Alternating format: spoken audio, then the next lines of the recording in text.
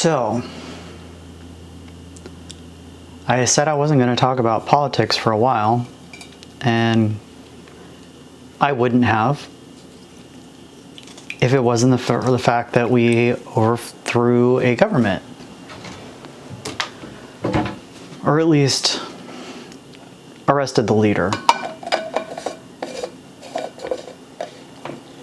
So this is gonna go in between what I was gonna put out. This is probably just gonna go tomorrow, so if you're seeing this, it's gonna be the day after this happened.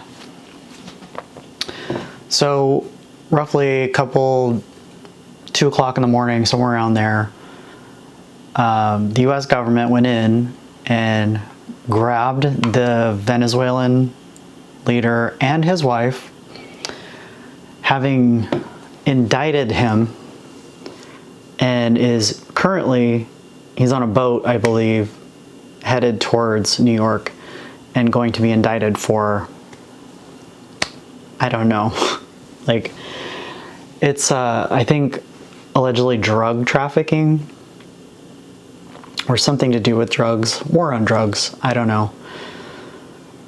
This is freaking a lot of people out, and I get why you would be. I understand that. Like, if you hadn't been through this before, this is like the meme with the guy hanging and he's like, oh, your first time?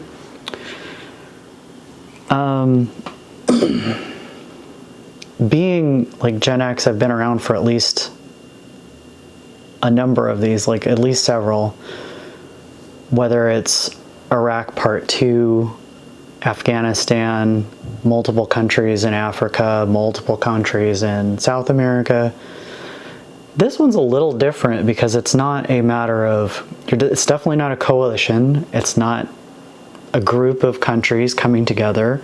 It is one guy deciding that somebody shouldn't be running another country.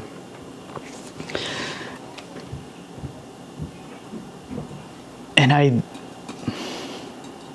so now we apparently run it.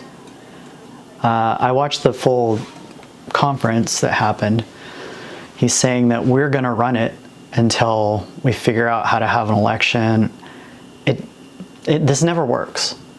And if it's the one time, then, you know, thank God it's the one time it works. But at no point do you decide to arrest a world leader and take that kind of responsibility and it works out for the better, for anybody, for literally anybody. Not there, not here. He talked about having a second wave on the table, so we're talking probably a large-scale strike, something like what they did in Iraq, with a lot of air power at first. He talked about boots on the ground being a possibility. And a lot of this has come from this fantasy that Tren de Aragua is like the leading gang in the world, where literally they're just taking over whole towns. And he literally even talked about the apartment thing where they allegedly took over an apartment building. The fact that this one gang is allegedly responsible for all of this, the stuff that's happening, so much stuff that's happening in the US is laughable. We have our own gangs, first of all. They can't seem to decide whether it's MS-13 or Tren de Aragua. They can't pronounce that even remotely right. I can't either, probably. But it's this weird fantasy that they're taking over. And it's just not true. So they went from the gang thing to fentanyl being a weapon of mass destruction. Where does that sound familiar from? You know, the second time they went into Iraq, it was because they had WMDs and we were gonna liberate that country, and they were gonna see us as the liberators that we are and cheer for us in the street. That didn't happen. Spoiler. This is a rerun, kind of, in some ways, of Iraq. And you have the consequences of that were there was more in the way of negative impacts, like whether you can consider acts of terrorism and some other stuff that happened direct results, but that definitely plays into it. When you ruin a country, you leave people without a purpose and without the ability to work and feed their family, then bad things happen. And then you say, oh, look, they're attacking us for our freedom. This is very similar to it's like the same people run the same play, and they're surprised it doesn't work every single time. The results of Iraq falling apart was the rise of groups like ISIS and others that they were direct results of having destabilized the government. And the government may be bad. Those two things do exist. The government can be bad, and removing the government can be even worse. Like, it's a hard concept apparently to wrap your head around for some people, but it's going to potentially destabilize the country Venezuela for some time. At which point, like, if you get bad actors coming out of Venezuela, they're right across the water. Like, I don't know why you'd want to kick a hornet's nest like that for no reason other than, as Trump said, it's about the oil, and we're going to reinvigorate their oil industry, and somehow they're going to get rich from it, even though that was one of the reasons why they nationalized the oil in the first place, is to take the profits from a tiny percentage of people, a tiny percentage of Venezuelans, and a tiny percentage of Americans and companies that went in and try to distribute it better. Did it work? I don't know. I'm not there. I don't want to speculate. I don't know a ton about it. But there is a lot of potential impacts from this, and it is not going to be, it's never a simple matter to change a government from outside, because you have to get enough people there that agree in order for it to not to just revert somehow to whatever you didn't want in the first place. So the responses have been really unfortunate as well. You had Jeffries and Schumer basically saying some version of the same thing, in which, you know, oh, he was a bad guy. Jeffries was a little more on board with it, seemingly. Schumer tried to walk it back a little tiny bit, but this he's a bad guy is not the point. That was their guy, and they allegedly chose him, whether their election was terribly fair or not. If you want to talk about bad guys that have incredibly unfair elections, Trump's best friend Putin is all over that. So I don't see us doing regime change there, although, you know, you'd have to get a guy that doesn't like him, probably would be the first step. This literally just happened, so I was just going through some of the notes I made. And the whole press conference just reverts into everything Trump does, which is just a rally. Like, eventually he'll always start talking about all of his bullet points of how the country was dead. And now we're number one, we're the hottest country, talking about it like it's a underage girl, I guess, I don't know.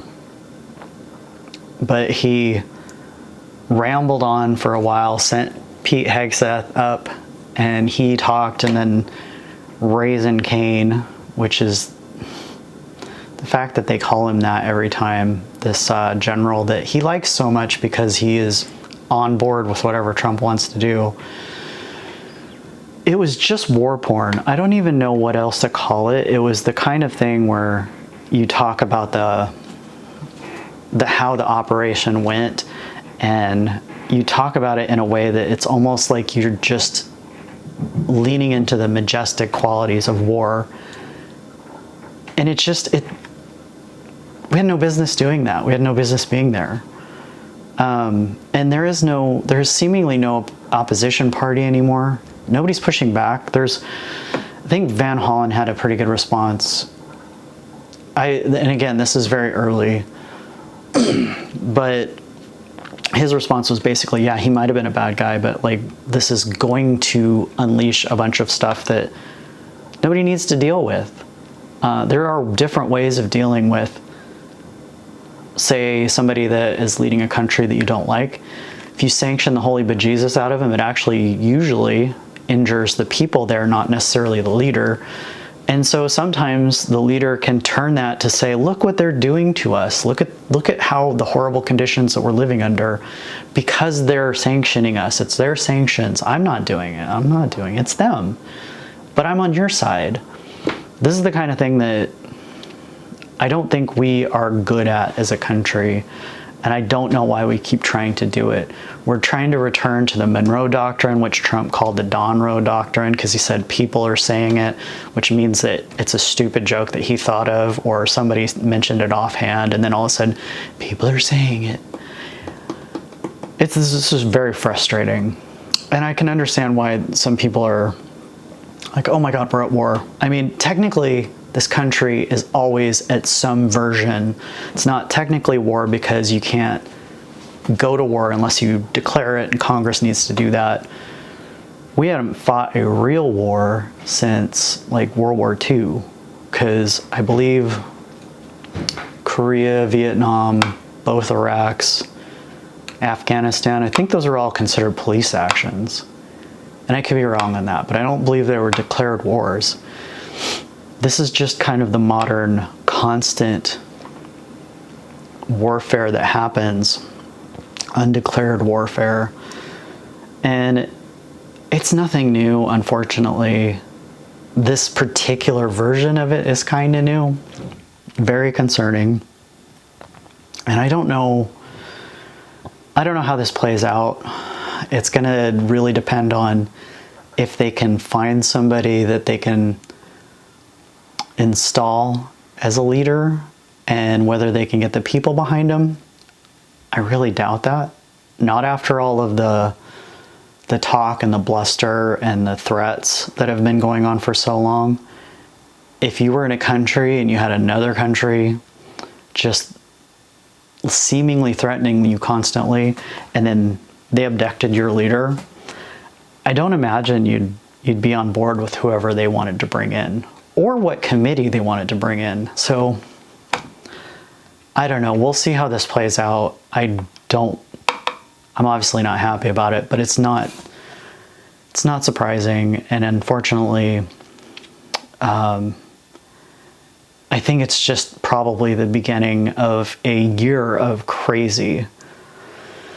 I think because the midterms are coming in November, you have a guy in charge that his time having the Supreme Court, Congress, and obviously the executive, like all together on the same page is probably coming to an end, and he's not going to be able to do willy-nilly whatever he wants, because I believe for sure the House is going to go, maybe the Senate too, I don't know, I don't want to be too optimistic, but if the approval numbers continue the way they are, and they're in the 30% range, which is crazy low for any president, they're going to get absolutely hammered in the next midterms. And if they do, then they have to deal with having tons of constant investigations and potentially getting impeached and not convicted more times. It's just going to be a show. So I think they're going to try to push forward more and more things like this and try to do them as quickly, and whether that's legally or not, or how things are supposed to work, I don't know, but I think it's going to be a wild year, and not in a good way.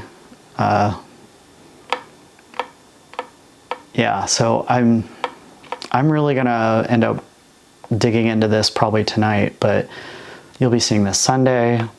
Things may have happened since.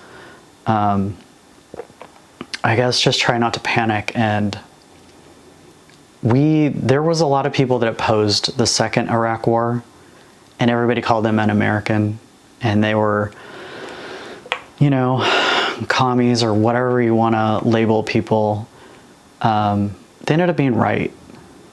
And so there is a version where we begin to learn this lesson because we've been handed this situation repeated times.